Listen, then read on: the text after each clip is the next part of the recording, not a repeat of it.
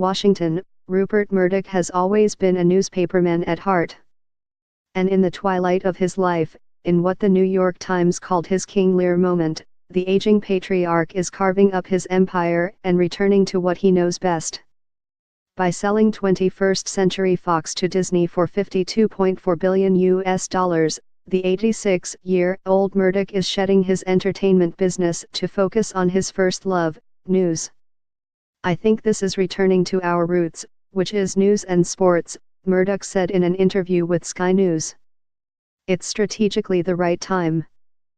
Murdoch is abandoning the cutthroat and fast-moving entertainment battleground to more nimble technology giants such as Amazon, Facebook, Apple, and Netflix.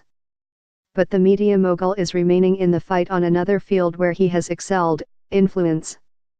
Murdoch is holding on to the Fox News Channel, the favorite cable television network of U.S. President Donald Trump, with whom he goes way back. Long before he had political ambitions, real estate tycoon and man about town Trump was a fixture in the gossip pages of the Murdoch-owned newspaper The New York Post. As president, Trump consults with Murdoch by telephone on a weekly basis, according to The Times, and Trump has called his fellow billionaire a very good friend. Besides keeping a line open to Trump, Murdoch is also maintaining a voice in Britain and Australia through the stable of newspapers he owns there through News Corp. The 21st Century Fox sale could be the final act in a lifetime which has seen Murdoch transform his father's struggling Adelaide newspaper into a multi-billionaire media and entertainment empire that spans the globe. Born on March 11, 1931 in Melbourne, Australia, Keith Rupert Murdoch was educated at Oxford University in England. He inherited the Adelaide News in 1952 upon the sudden death of his father, Sir Keith Murdoch, at the age of 66. Scandal, salaciousness, and sports. Murdoch, just 21 years old, turned the newspaper around, began acquiring other dailies, and found success with a mixture of scandal, salaciousness, and sports. Murdoch launched The Australian, the country's first national daily, in 1964 and made his first foray into Britain with the 1969 purchase of the weekly The News of the World.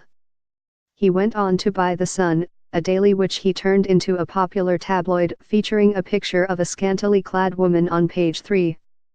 The success of his popular newspapers helped finance Murdoch's 1981 purchase of The Times and Sunday Times, prestigious broadsheets, despite intense opposition from parts of Britain's establishment. In the 1980s, Murdoch fought a bitter industrial dispute over his decision to move his papers from their traditional home in Fleet Street to new headquarters in Wapping, where electronic production allowed him to slash staff. Seeking new shores, Murdoch bought the New York Post in 1976 and became a naturalized U.S. citizen in 1985, allowing him to buy a U.S. television station. He bought an interest in 20th Century Fox in 1984 and purchased Dow Jones, the owner of the prestigious Wall Street Journal, in 2007 for $5 billion.